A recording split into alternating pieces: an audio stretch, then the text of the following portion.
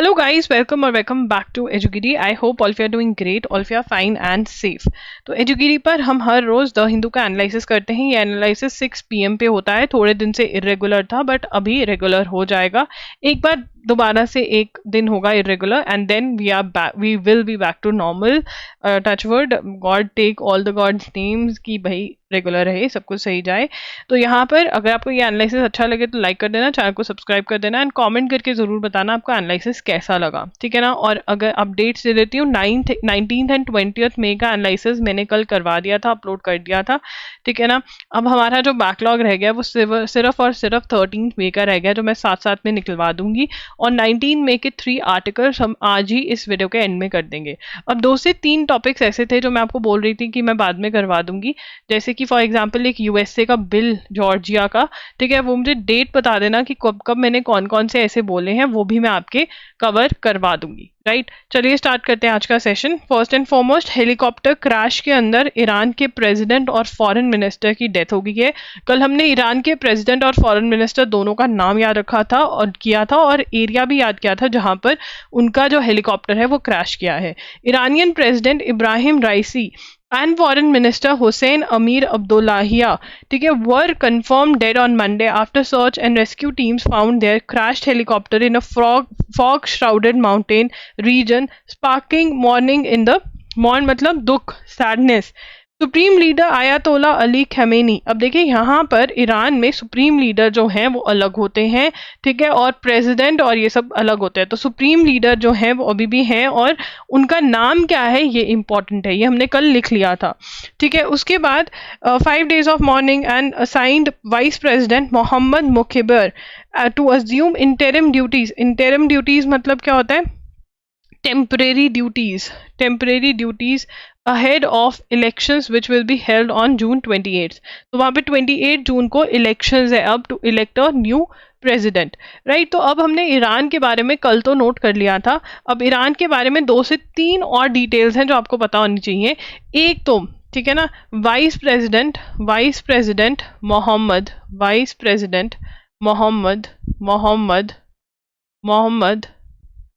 मोखबिर, ठीक है ना, to assume interim duties. Assume interim मतलब टेम्परेरी ड्यूटीज. टेम्परेरीली ड्यूटीज कौन संभालेंगे? वाइस प्रेसिडेंट मोहम्मद मुखबिर, ठीक है ना. हमने कल नोट कर लिया था फॉरेन मिनिस्टर का नाम, प्रेसिडेंट का नाम, हेलीकॉप्टर क्रैश में डेथ हुई है. उसके बाद हिजबुल्लाह एंड सीरिया. अब यहाँ पर ये बात करें कि कौन दुख मना रहा है, ठीक है. Condolences flooded in from Palestinian militant group Hamas, Lebanon. तो जितने भी मिलिटेंट ग्रुप्स हैं, हिजबुल्लाह, सीरिया में जो है, all members of the so called axis of resistance against Israel. ये सब इजराइल, इनका कॉमन दुश्मन कौन है? इजराइल इनका कॉमन दुश्मन है. चाहे ईरान की बात कर लो, चाहे हमास की बात कर लो, चाहे हिजबुल्लाह की बात कर लो, इनका कॉमन दुश्मन क्या है? इजराइल, ठीक है. ईरान इज अ कंट्री, आपको याद रखना है, this is a country, whereas Hamas जो कि गाजा में है, ठीक है, it is a terrorist group. Hezbollah again is a terrorist group that is in Lebanon. Hezbollah कहाँ पर है? It is in Lebanon. कहाँ पर है? लेबनान में, ठीक है ना. तो ये आपको थोड़ा सा याद करना पड़ेगा कौन सा कहाँ पर है, ठीक है. एंड इट्स एलाइज का मतलब क्या होता है? ठीक है, एलाइज मतलब जो इजराइल के दोस्त हैं. इजराइल के दोस्त कौन है? यूएस से सबसे बड़ा दोस्त है. और वेस्टर्न कंट्रीज ज्यादा किसकी दोस्त है? वो वेस्टर्न कंट्रीज इजराइल की दोस्त हैं, और ये सब इनके दुश्मन हैं ईरान के. Iran's one time top nuclear negotiator Ali Bagheri was appointed acting foreign minister. अब यहाँ पे एक और पॉइंट लिखेंगे, एक्टिंग फॉरेन मिनिस्टर कौन बना है? एक्टिंग फॉरेन मिनिस्टर कौन बना है? अली बाघेरी, ठीक है ना. अब यहाँ पे अली और बैग याद आ जाएगा. अली और बैग और हेरा फेरी, फिर हेरा फेरी, बैग में हेरा फेरी करके भाग गए थे, ठीक है ना. Ali Bagheri, now he is the acting foreign minister of Iran and he was Iran's one time top nuclear negotiator. Iran's one time top nuclear deals की जो नेगोशिएटर रहे हैं वो ये रहे हैं. तो ये दोनों हमको याद रखना है कि वाइस प्रेसिडेंट कौन है और एक्टिंग फॉरेन मिनिस्टर किसको बनाया गया है. उसके बाद UK court allows WikiLeaks founder Assange to appeal extradition to USA. अब यहाँ पर सबसे पहले अपील का मतलब समझेंगे। अपील क्या होता है? ए कोर्ट ने कोई डिसीजन दे दिया, ए कोर्ट ने कोई डिसीजन दे दिया, ठीक है ना। अब इस डिसीजन को जब आप चैलेंज करोगे, इस डिसीजन को जब आप चैलेंज करोगे, मे बी आप उसी सेम कोर्ट में चैलेंज करो, ये पता होता है सेम कोर्ट में भी चैलेंज होता है, ए में ही करो या किसी बी कोर्ट में जाके करो।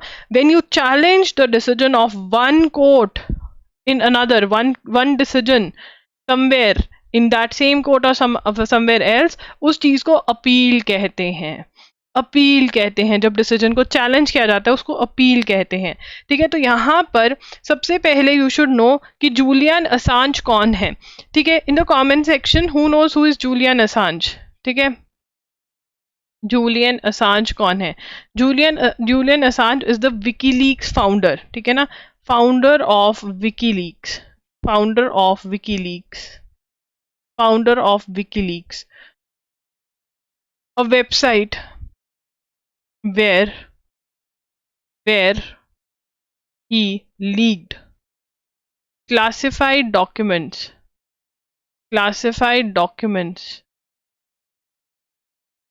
related to USA,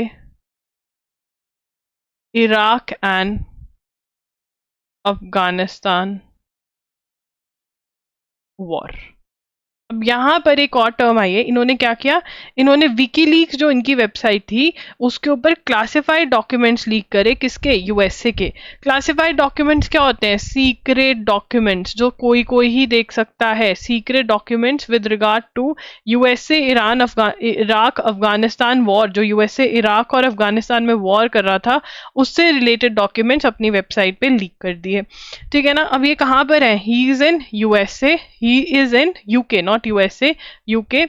USA is asking for extradition।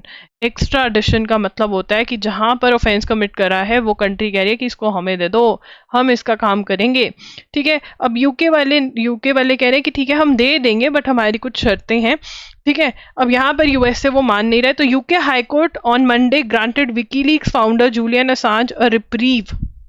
Reprieve क्या होता है? रिप्रीव का मतलब होता है कैंसल और पोस्टपोनमेंट द पनिशमेंट, ठीक है। Reprieve by allowing him to appeal his extradition to the United States, तो उनकी एक्स्ट्राडिशन जो है उसको अपील कर सके, ठीक है ना, वो अलाउ कर दिया है, ठीक है। लिख लेते हैं UK high court granted WikiLeaks founder Julian Assange reprieve by allowing him to appeal his extradition, ठीक है ना। ये अपडेट है। अब जो यूएसए वाले हैं वो कौन से लॉज के अंदर ले रहे हैं, ठीक है ना। USA says he violated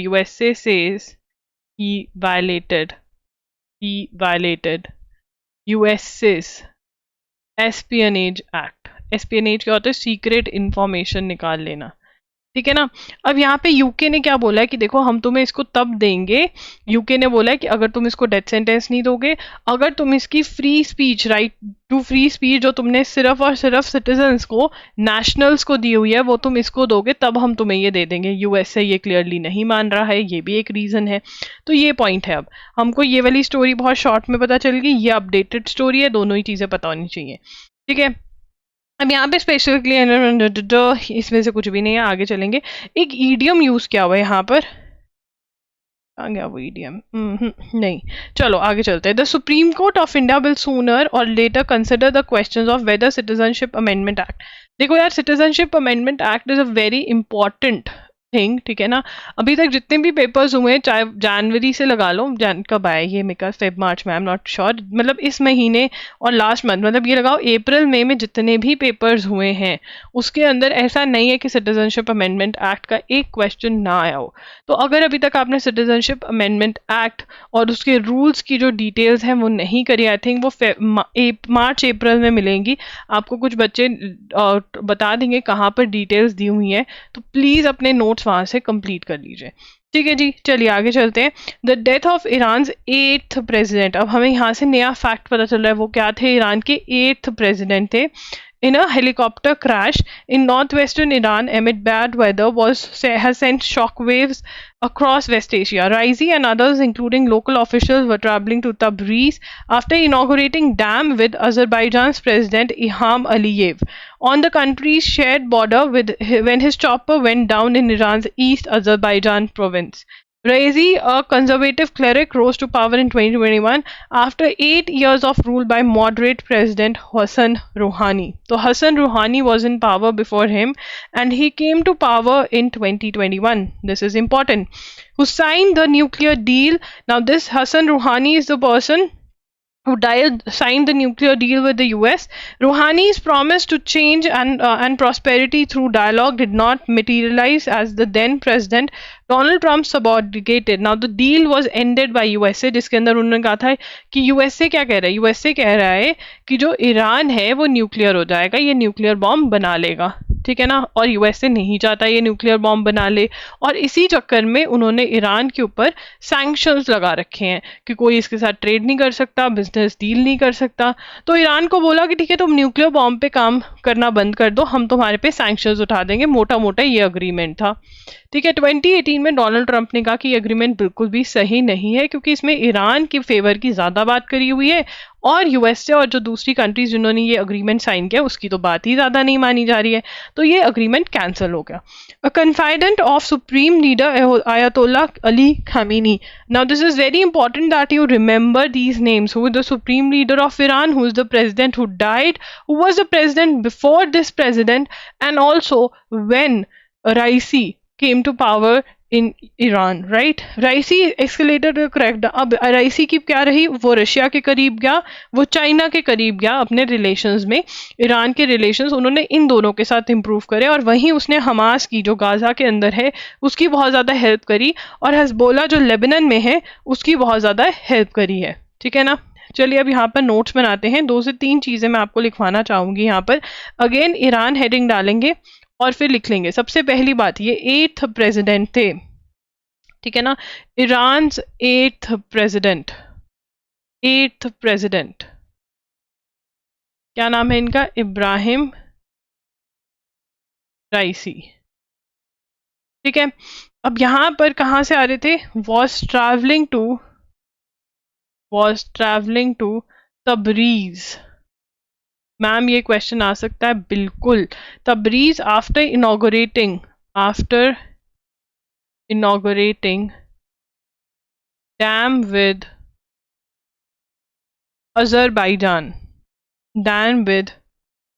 Azerbaijan's president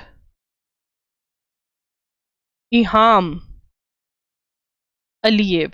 देखो यहाँ पर इल्हाम अलीयेव का नाम भी बहुत इंपॉर्टेंट है, इसीलिए नहीं कि उनसे लास्ट मिले, बल्कि इसीलिए क्योंकि उधर चल रहा है अर्मेनिया और अजरबैजान का अग्रीमेंट की बात, जो बॉर्डर डिस्प्यूट है वो ऑलमोस्ट अग्रीमेंट हो गया है।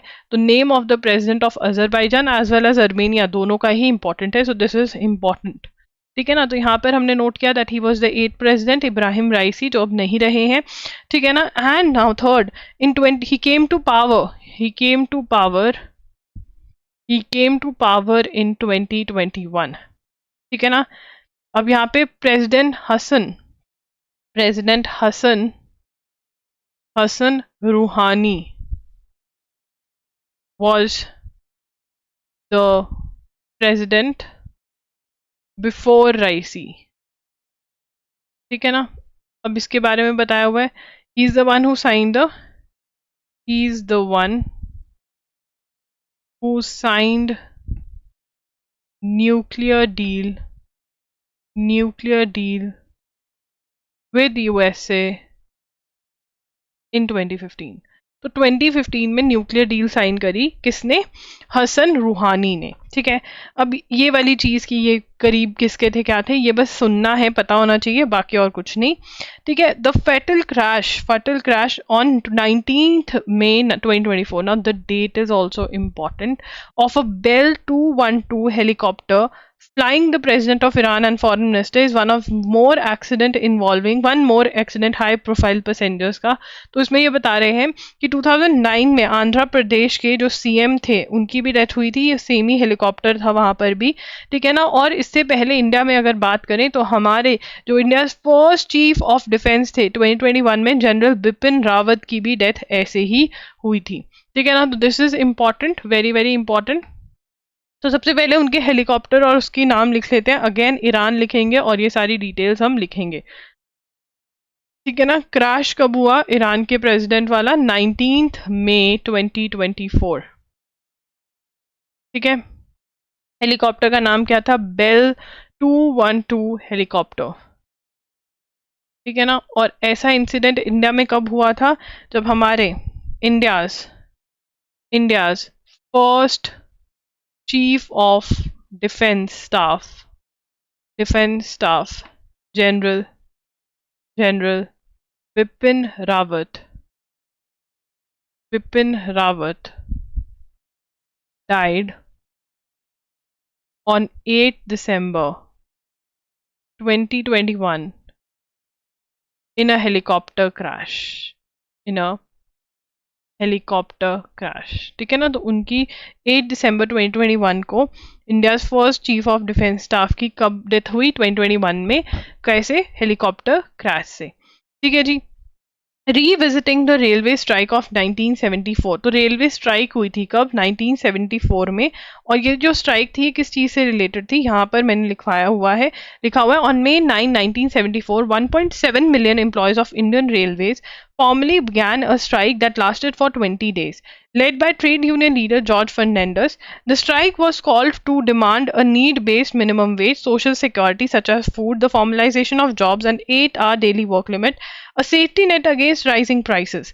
तो यहाँ पर हम लिखेंगे, अब ये जो स्ट्राइक है इसको कितने साल हो गए? 50th एनिवर्सरी, ठीक है ना।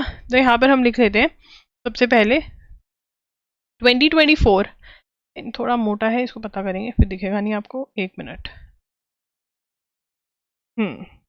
2024 marks 50th anniversary of railway workers general strike, ठीक है ना। क्या मार्क करते हैं? 50th anniversary of general strike, जो किसने करी? रेलवे वर्कर्स ने करी। कब हुई? ठीक है ना, कब हुई ये start? On 8 May 1974 millions of railway employees began a strike led by trade union leader George Fernandez, ठीक है ना। strike was called to demand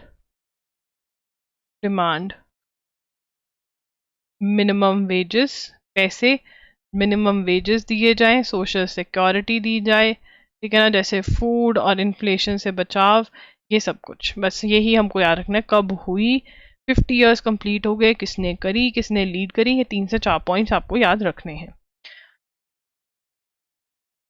In 2023, India surpassed China to become the world's most populous country. We are the world's most populous country. The development came against a backdrop of declining birth rate, 6.4 births per 1,000 people. Total fertility rate, मतलब कितने बच्चे पैदा कर रही है एक average women, -1% है वहाँ पे fertility rate, ठीक है ना। तो यहाँ पे लिखेंगे in 2023 India surpassed China to become world's most populous country, ठीक है ना। इन 2023 इंडिया चाइना को निकल गई, चाइना से आगे निकल गई पॉपुलेशन के मामले में, ठीक है ना। अगर हम बात करें तो चाइना का फर्टिलिटी रेट क्या है, चाइना का टोटल फर्टिलिटी रेट जो है, चाइना का टोटल फर्टिलिटी रेट जो है वो कितना है, -1%, -1% है चाइना का। और वहीं अगर हम इंडिया की बात करें तो इंडिया का 2.1% है। और इंडिया का पीक कब आएगा पॉपुलेशन का, 2060 में, 2060 तक हमने बढ़ते जाना है, ठीक है ना। रिप्लेसमेंट लेवल क्या हो रहा है, कितने आ रहे हैं, मतलब बर्थ कितने हो रहे हैं और कितने जा रहे हैं, डेथ कितनी हो रही है, ये ऑलमोस्ट इक्वल होना चाहिए, बट चाइना में जा भी रहे हैं और आ रहे नहीं हैं, ठीक है। तो हमें बस इतना ही पता होना चाहिए। ओके, फर्टिलिटी रेट होता है कि एक एवरेज वुमेन कितने बच्चे पैदा कर रही है उस कंट्री में। Private final consumption expenditure which measures total consumption expenditure bye households and non profit institution serving households on goods and services. तो यहाँ पर ये डिफाइन किया हुआ है, लिख लेते हैं, इन्होंने इतनी मेहनत से डिफाइन किया है, हमारे पेपर में आ सकता है। Private final consumption expenditure, PFCE, ठीक है ना। ये क्या करता है, measures total consumption expenditure by households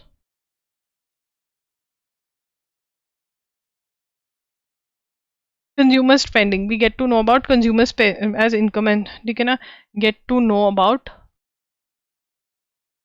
consumer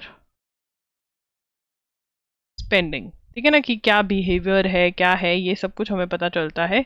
so this is private final consumption expenditure, ठीक है। क्या है, measures total consumption expenditure bye households, ठीक है ना, कितना पैसा किस चीज पे खर्च कर रहे हैं, एक्सपेंड कर रहे हैं, खर्च कर रहे हैं, ठीक है। अब यहाँ पे ICMR डिस्टेंसेस इटसेल्फ फ्रॉम, किस चीज से डिस्टेंस कर लिया, distance itself from BHU study on Covaxin. तो यहाँ पे हमें बताना चाहिए किसकी स्टडी बहुत ज्यादा न्यूज में है, ठीक है ना। ICMR distances itself from BHU's study on Covaxin, ठीक है ना। तो हमें यहाँ से एक चीज पता चल गई कि बनारस हिंदू यूनिवर्सिटी ने क्या किया है, एक स्टडी करी है। बनारस हिंदू यूनिवर्सिटी ने एक स्टडी करी है, ठीक है ना। और ICMR कौन है, Indian council of medical research, ठीक है जी। The Indian council of medical research has distance itself from Banaras Hindu university study for incorrectly associating it with an observational study on the side effects of COVID-19 vaccine Covaxin. The ICMR said the recent published research paper titled Long-Term Safety Analysis of BBV152 Coronavirus Vaccine in Adolescents and Adult Finding from a one-year prospective study in North India was poorly designated. अब यहाँ पे ICMR क्या कह रहे हैं, ICMR has said they are not part of the study. They are not part of the study, ठीक है ना। अब यहाँ पर BHU research paper titled Long-Term Safety Analysis of BBV152 Coronavirus Vaccine in Adolescents and Adults, ये किसने लिखा है, ये BHU ने लिखा है, ठीक है ना। और ICMR कह रहा है हमारा इससे कुछ लेना देना नहीं है, ठीक है। अभी देखता अगर ये ज्यादा न्यूज में आएगी फिर हम देखेंगे इन्होंने क्या बोला, क्या साइड इफेक्ट्स हैं, क्या है, फिर वो डिटेल में पढ़ेंगे। Questions arise over the future of Parliament Security Unit. As the Central Industrial Security Forces took over the security of most parts of the Parliament on Monday, questions swirl around the future of unarmed Parliamentary Security Unit. The existence of which coincides with the adoption of constitution in 1950. तो यहाँ पे हम लिखेंगे central industrial security forces CISF took over the security of most parts of parliament.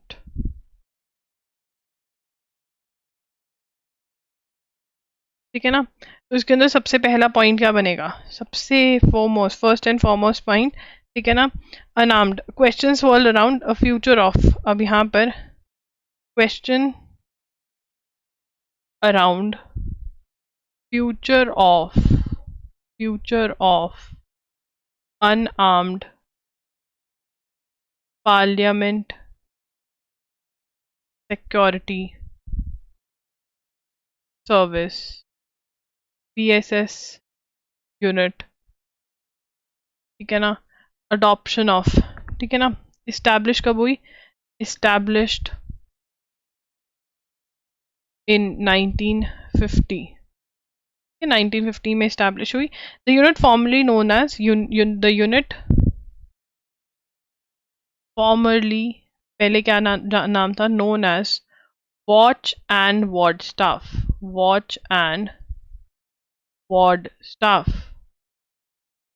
ठीक है ना. Watch and ward staff came into existence in 1929 after Bhagat Singh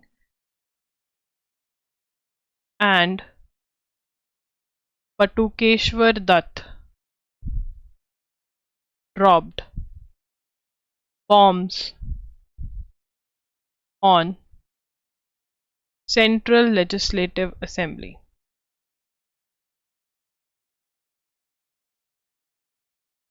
ठीक है ना, अब यहाँ पे हमें और इंफॉर्मेशन मिल रही है. Currently the old parliament building और संविधान सदन.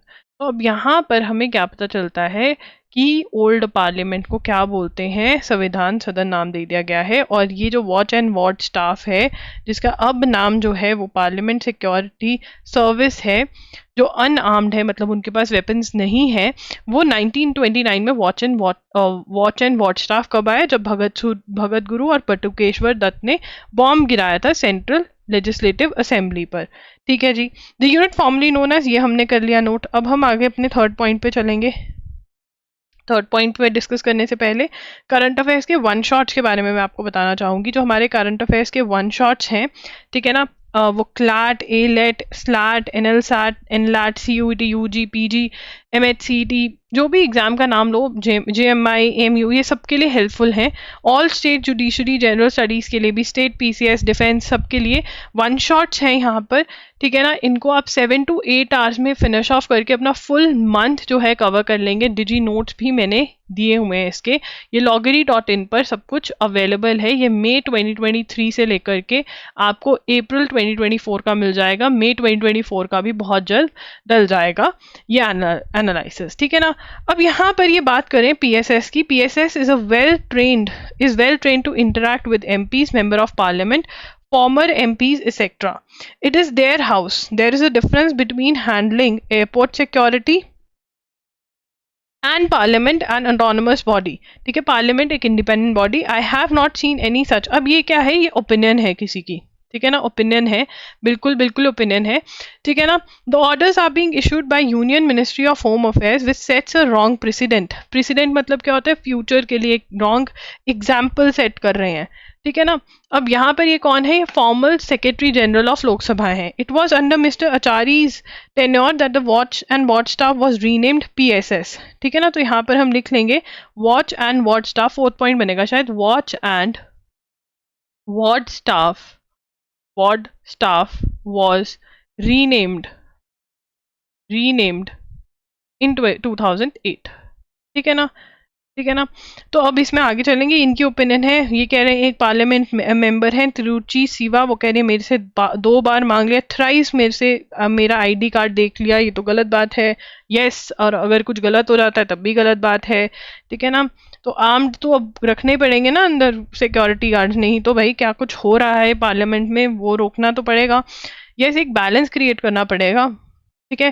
कैपिटल एक्सपेंडिचर क्या होता है, एक जजमेंट आई है जिसमें आपको कैपिटल एक्सपेंडिचर क्या होता है ये पता होना चाहिए, ठीक है। Capital expenditure are those which are incurred for procuring an asset, कोई प्रॉपर्टी बना रहे हो, कोई चीज बना रहे हो जो आपको लॉन्ग रन के अंदर बहुत फायदा देने वाली है, या अभी मतलब जो प्रॉपर्टी होती है जैसे लैंड बनाया, कोई मशीन लगा रहे हो, उससे आप कुछ करोगे तो वो एसेट है आपका, ठीक है। Like purchase of plant building etcetera, the benefit of capital expenditure is intended for future period, जो आपको बेनिफिट मिलता है इस पैसे, कैपिटल एक्सपेंडिचर इज एक ऐसा एक्सपेंस, एक ऐसा पैसा लगाना किसी चीज पे जो आपको बिल्डिंग या फिर मशीन कुछ ऐसा आप बाय करो जो आपको फ्यूचर के अंदर प्रॉफिट दे सकता है।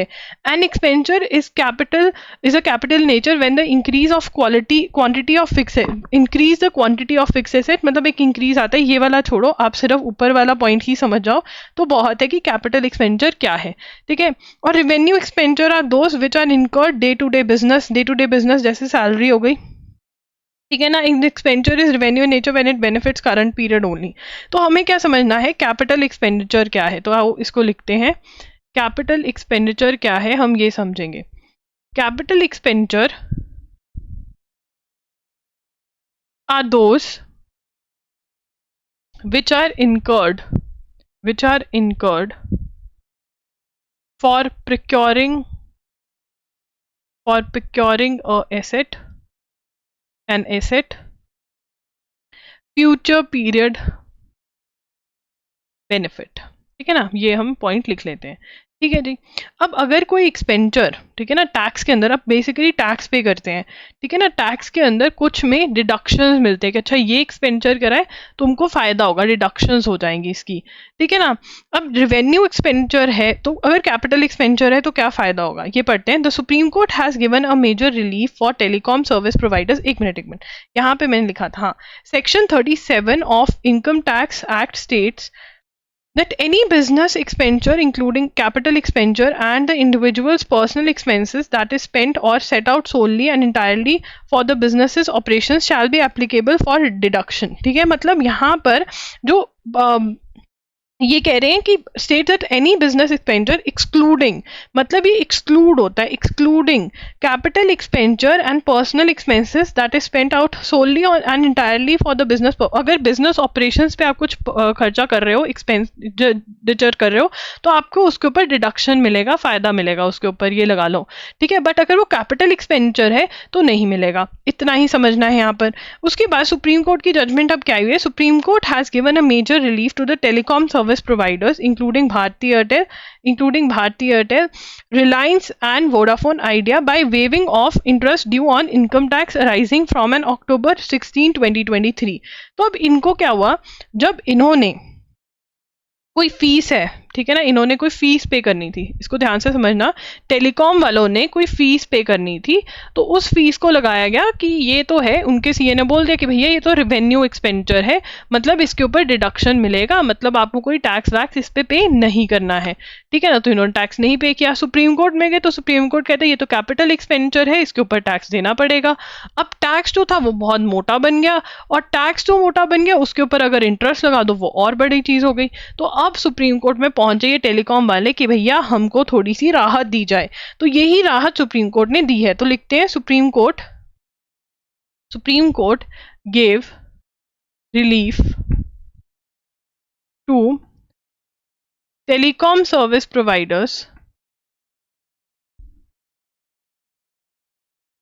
Providers including Bharti Airtel,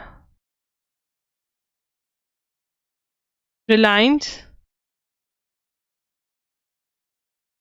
and Vodafone Idea by waiving off interest due on income tax arising from and October 16, 2023 judgement. ठीक है ना। तो यहाँ पर वेविंग ऑफ इंटरेस्ट, ठीक है ना, वेविंग ऑफ इंटरेस्ट, जो इस इनकम टैक्स जो इनको पे करना था उसके ऊपर जो इंटरेस्ट था वो वेव ऑफ कर दिया। ये जजमेंट आई 2023 के अंदर।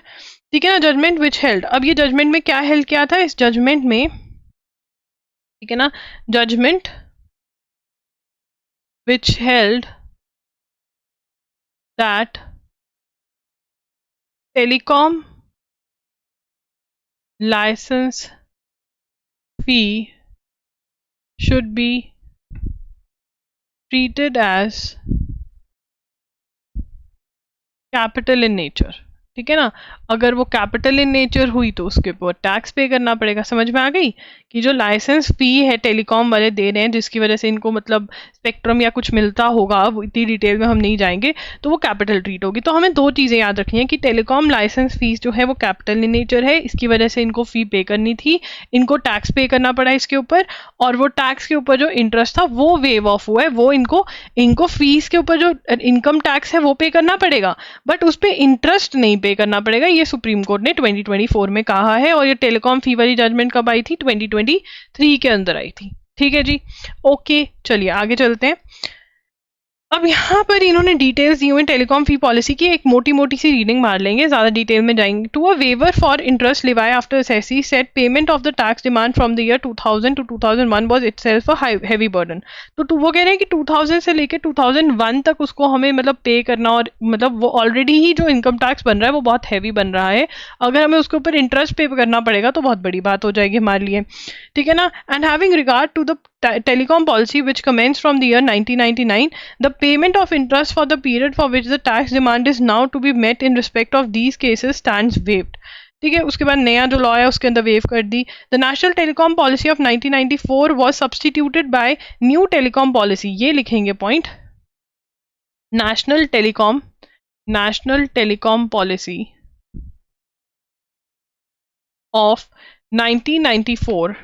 Of 1994 was substituted by new telecom policy in July 1999। Now this in itself is an important point कि जो नेशनल टेलीकॉम पॉलिसी है 1994 की, it with that came telecom policy, new telecom policy in 1999। ठीक है। अब इसके अंदर the 1999 policy had stipulated that a licensee would be required to pay a one time entry fee and additionally the licence fee on a percentage of share of gross revenue. अब यहाँ पर इन्होंने क्या बताया कि वो रूल क्या था। 1999 पॉलिसी, ये लिखेंगे, 1999 policy had stipulated that a licensee मतलब टेलीकॉम वाला जो है, टेलीकॉम बिजनेस वाला जो है, licensee would be required to pay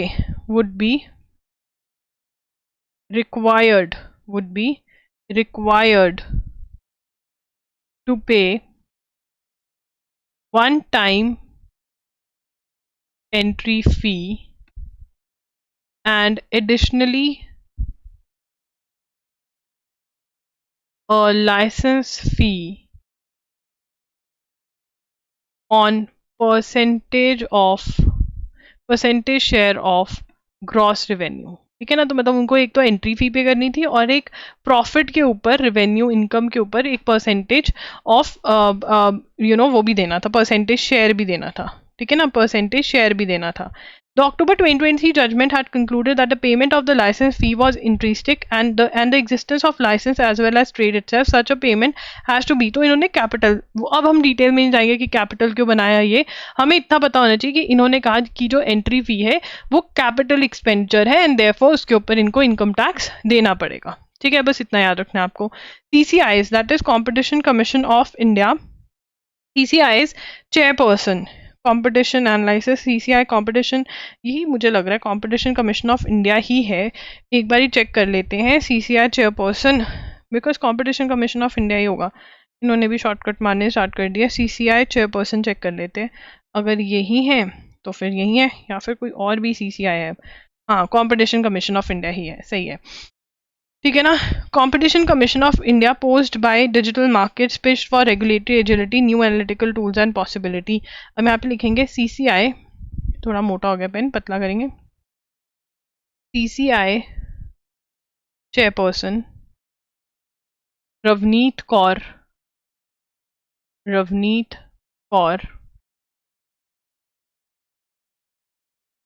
CCI chairperson Ravneet Kaur says, क्या कह रही है नीचे पता चलता है, will conduct, CCI will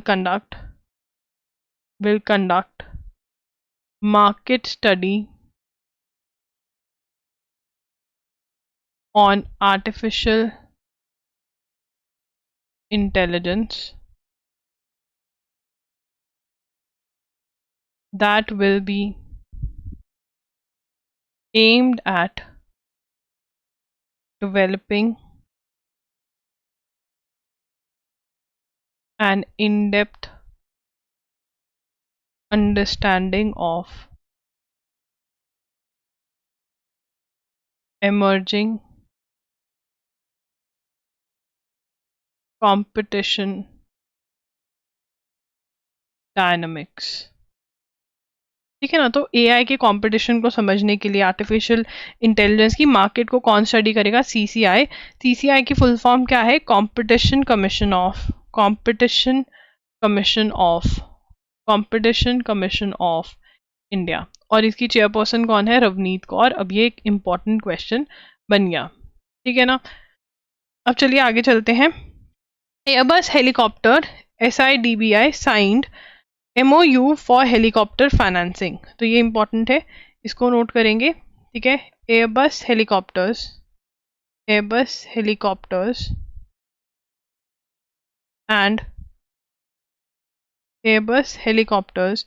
and small industries development Bank of India SIDBI signed a memorandum of understanding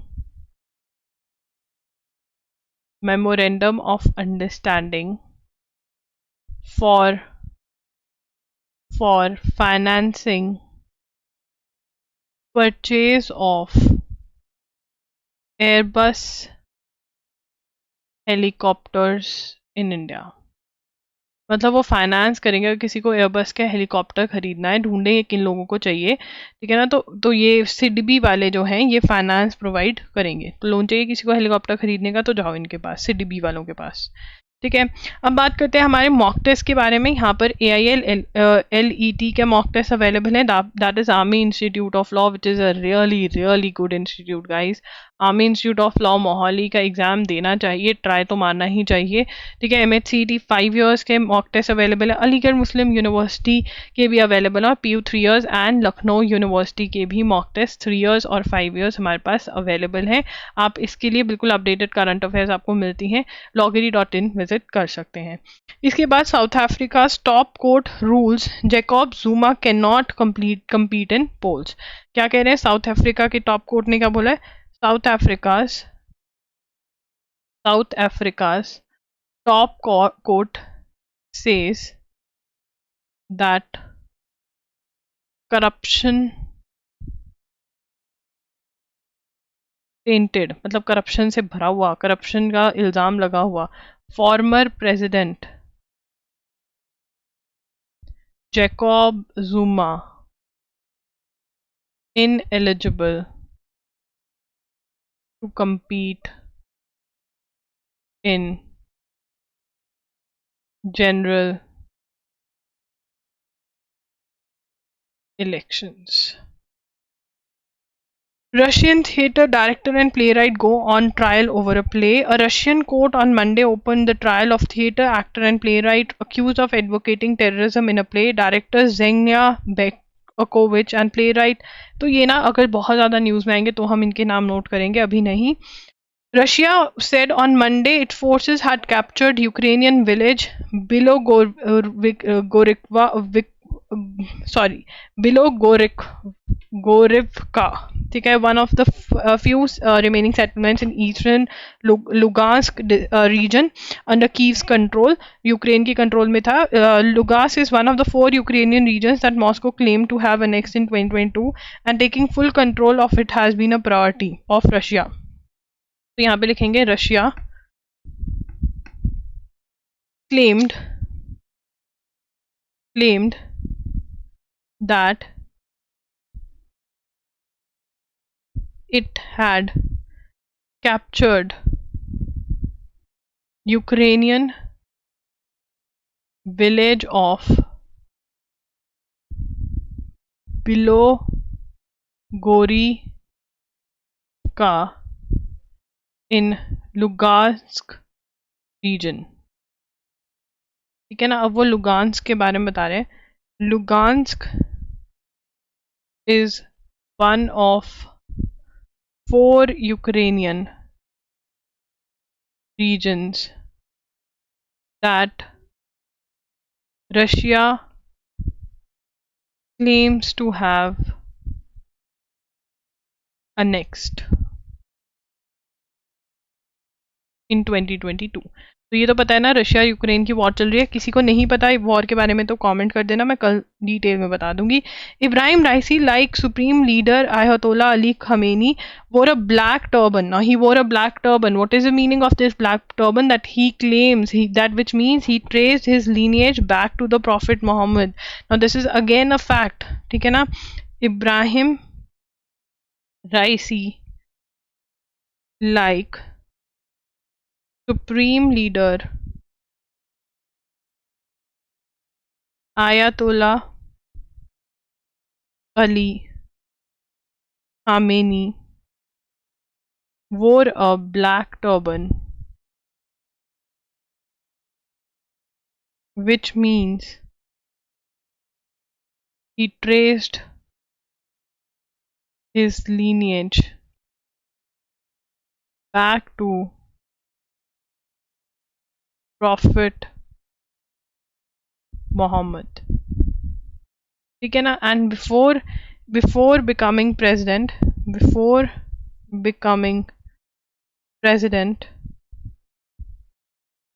he was chief of Iran's judiciary. ये दोनों ही पॉइंट बहुत ज़्यादा इम्पॉर्टेंट है. ठीक है ना. चलिए आगे चलते हैं, डिस्कस करते हैं करंट अफेयर्स के बारे में. जो स्टडी मटेरियल अवेलेबल है मैं ऑलरेडी बता चुकी हूँ. इसमें एमसीक्यूज भी हमारे पास अवेलेबल हैं. तो if you want to buy the MCQs you can buy the MCQs. New Taiwan leader urges China to draw down intimidation. तो चाइना चाहता है कि ताइवान को हम कब्जा कर लें. ताइवान के न्यू प्रेसिडेंट कौन है? Who is the new president of Taiwan? New president is Lai Ching te. Ching मसालों से चिंग याद हो जाएगा, लाई चिंग ते. ठीक है ना. मम्मा ने कहा कि बेटा थोड़ा सा तेल और चिंग मसाले ले आओ, मैं तुम्हारी मैगी बड़ी सही बना दूंगी. ठीक है ना. Plea of warrant against Netanyahu Hamas leader at ICC. Now this is very very important. ठीक है ना. ऐसा पहले किसके साथ हो चुका है? रशियन प्रेसिडेंट व्लादिमीर पुतिन के साथ हुआ था कि उनके अगेंस्ट भी अरेस्ट वारंट इशू किया गया था जब वॉर में आए थे वो. तो यहाँ पर अब ये दोनों के अगेंस्ट ही हुआ है. ठीक है ना. तो यहाँ पर लिखेंगे prosecutor of ICC, that is International Court of Criminal Court applied for arrest warrants against Israeli PM Benjamin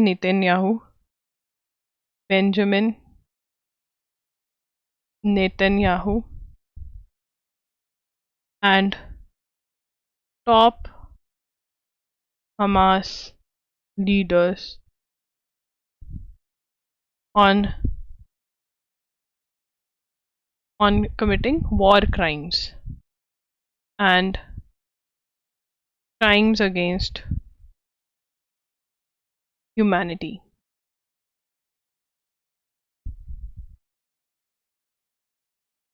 ठीक है। Prosecutor Karim Khan said he was, अब यहाँ पे प्रोसिक्यूटर का नाम क्या है, prosecutor Karim Khan,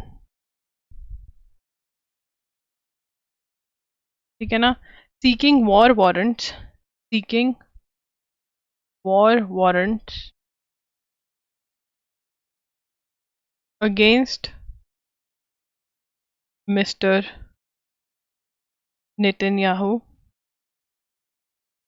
and Defense Minister Yoav Gallant, ठीक है। Charges laid against Hamas leaders including Yahya Sinwar,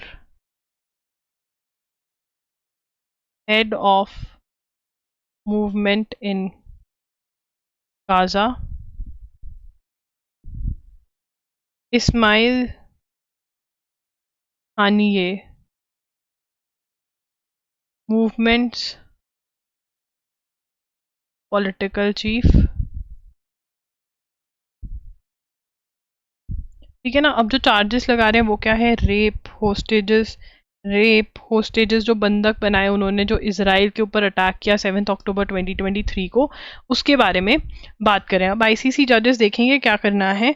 if granted warrant, अभी ग्रांट नहीं किया है, if granted warrant any 124 ICC member states would be obliged to arrest if any one of the above travels to their country, any one of the above travels to their country, मतलब जो भी इसके member हैं international criminal court के, ठीक है ना, 124 members हैं, इससे हमें ये पता चलता है, तो वो अरेस्ट कर लेंगे इनको। ठीक है, तो गाइस आज का सेशन यहीं पे ख़त्म होता है। आपको सेशन कैसा लगा? अगर अच्छा लगा तो लाइक कर देना, कमेंट कर देना कि सेशन कैसा लगा। आपके कमेंट्स बहुत मैटर करते हैं। ठीक है, and do subscribe to the channel and yes that's it. और जो कल वाली यार करवा दूंगी मैं, बस थोड़ा सा मुझे टाइम दो, you know what I am going through. बस इतना ही पढ़ा सकती हूँ अभी मैं, ठीक है, या फिर कर ही देते हैं, चलो कर ही लेते हैं, फटाफट से करेंगे। तो यहाँ से स्टार्ट करते हैं हम। हमने क्या पढ़ा था, ये कौन सा पॉइंट है? हम केन्स के बारे में पढ़ रहे थे, केन्स के बारे में हमने कल पढ़ लिया था सारा। ठीक है, उसके बाद हम आए थे इसके ऊपर स्क्रीन 80। और हाँ, अब यहाँ पर हमने पढ़ लिया था ईरान के एक पर्सन ने अपनी मूवी दिखाने के लिए वो ईरान से भागे और अब जर्मनी ने उनको शेल्टर दिया है। उसके बाद इंडिया की क्या रेलेवेंस है। This year's festival is significant for India with the country ending is 30 year long wait to compete for Palme d'Or. ठीक है ना, इंडिया लिखेंगे, India competing for Palme d'Or honor for the best movie at the festival। ठीक है ना, after 30 years India compete कर रहा है ऐसे। ठीक है ना, India made mark in inaugural, जब inaugural edition with Chetan Anand's with Chetan Anand's Neecha Nagar, sharing the Best Picture Award। ठीक है ना, अब 2024 में All We Imagine is as Light, All We Imagine as Light, a Malayalam movie directed by Payal Kapadia,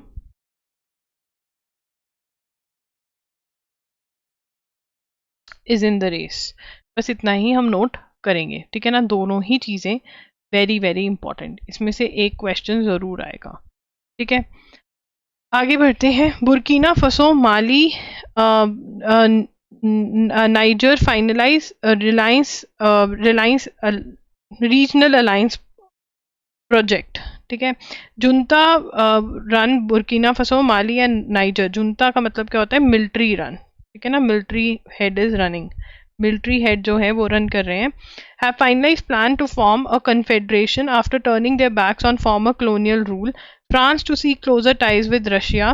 Their foreign minister met on Friday in Niger's capital Niamey to agree on text establishing a confederation of alliance of Sahel states. तो यहाँ पे हम लिखेंगे, ठीक है, Burkina फसो,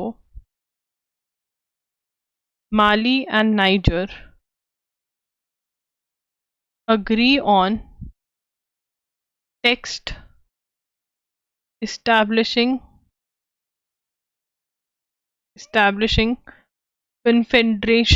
confederation of the alliance of Sahel states, मतलब regional alliance project, ठीक है ना। रीजनल अलायंस क्या है? ये रीजनल अलायंस प्रोजेक्ट, ठीक है। अब आगे चलेंगे। Sri Lankan Tamils meet in Mullivaikkal to mark 15th anniversary of final battle. Thousands of Tamil on Saturday converged in Mullaivakal along Sri Lanka's northeastern coast to pay homage to their relatives killed in May 2009 in the final battle of the island's protracted civil war, जो आपस में लड़ाई चल रही थी सिन्हलीज और Tamilians के बीच में. As the war escalated before its gruesome end, lakhs of Tamil civilians were pushed to this narrow strip of land declared no fire zone by the government. Tens of thousands, including women and children, died in the indiscriminate shelling by the armed forces. ठीक है ना। तो ये बहुत ही कम expected question है, note नहीं करेंगे। तो ये हमारा खत्म होता है, ठीक है ना। और उसके बाद 13th के हमारे कुछ पॉइंटर्स हैं, वो करेंगे हम। मैं साथ साथ आपको करवा दूंगी, जैसे मैंने 19-20th का प्रॉमिस किया था, ठीक है। जो जो चीज़ें, जो जो टॉपिक्स मैंने कहा था ना कि हाँ इस पर मैं रिसर्च लेकर करके आऊँगी, वो कमेंट में टॉपिक्स का नाम और डेट ज़रूर बता देना, बस फिर उसके बाद वो भी आपके कवर हो जाएंगे, ठीक है ना। इस हिसाब से आपका सिर्फ 13 मई का बैकलॉग रह गया, बाकी कुछ भी नहीं रहा है। दैट्स इट, लॉगरी एजुगरी signing off. I will see you super soon, bye, take care.